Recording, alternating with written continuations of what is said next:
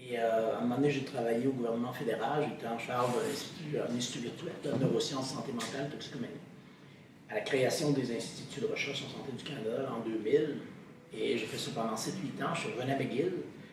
Et la principale de McGill, à ce moment-là, m'a dit « Rémi, je ne veux pas que tu retournes juste dans ton laboratoire. Je veux que tu viennes travailler avec moi comme aviseur spécial pour tout ce qui est sciences de la santé. Pas la médecine nécessairement, mais la science de la santé. » Fait que là, j'ai arrivé avec quelques propositions, peut-être un peu naïves des fois. Là. Puis elle m'a dit « Rémi, tu sais, le gouvernement fédéral, c'est compliqué. C'est lourd, ça bouge pas vite.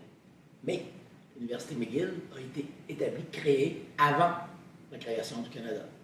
De bouger l'Université McGill va être encore plus compliqué qu'Augusta. Je dis ça parce que c'est une structure, même si ça devrait être très innovant, l'université, c'est à peu près les structures les plus difficiles, très, très conservateurs. Ce qui fait qu'au cours des années, ça n'a pas changé énormément depuis Bologne, presque l'établissement des universités.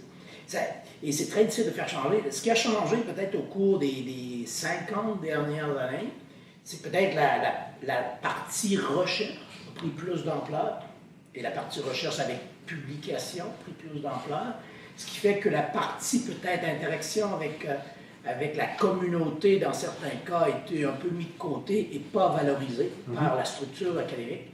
Et la même chose, on pourrait dire presque la même chose au niveau de l'enseignement.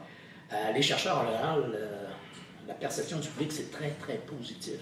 On est dans les premiers, toujours c'est du 75, 80, 85%. Lorsqu'on va, par exemple, aux politiciens, là, on passe environ à 25-30%. Journalistes, 25-30%. Journalistes aussi, ah oui? Ah oui, oui. Les gens, on doute beaucoup, je ne sais pas trop pourquoi, là, en tout cas.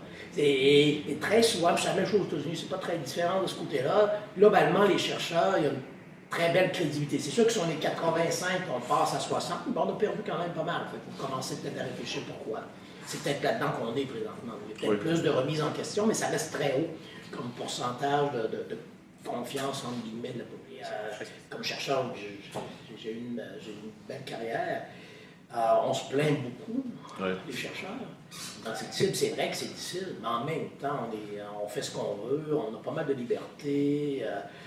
On est quand même très, très, très chanceux. Et c'est certain qu'on peut-être que le commun des mortels nous considère comme un peu plus indépendant. On fait un peu plus. Fait qu'on est moins dirigé par le patron de Québécois ou un patron quelconque. Fait que c'est de ce côté-là, cette indépendance-là donne peut-être cette marge de manœuvre-là. Là où on a perdu probablement au cours des dernières années, il y a probablement une question d'éducation. C'est sûr que les gens sont plus éduqués, donc plus habitués à poser des questions qu'ils l'étaient avant. Les médias, l'Internet, maintenant sur les médias sociaux, c'est sûr que ça remet en question. Et aussi le fait on veut vraiment que les résultats de la recherche, ou certains résultats de la recherche, soient plus, entre guillemets, médiatisés. Les universités le font beaucoup, des communiqués de presse partout. Donc, tu arrives, et moi je disais à mes collègues, là, aux gens de communication où j'étais, j'ai guéri l'Alzheimer, je ne sais pas combien de fois pendant ma carrière, puis en réalité, je n'ai jamais guéri.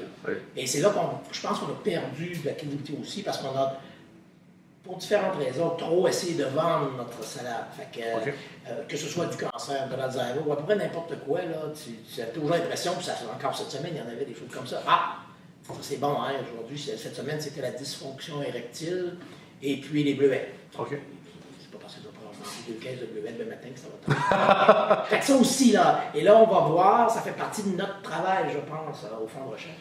Puis les chercheurs aussi. Mais de peut-être. C'est certain qu'en journaliste, on va avoir une réponse, il faut vendre. Fait que c'est sûr que c'est gris, ça intéresse moins de monde, peut-être, là. Mais les universités, on a trop survendu certaines salades, des fois. Et c'était dans le but d'aller chercher un grand donateur aussi. Hein. C'était pas une grande découverte. On va aller chercher de l'argent de la famille des Marais.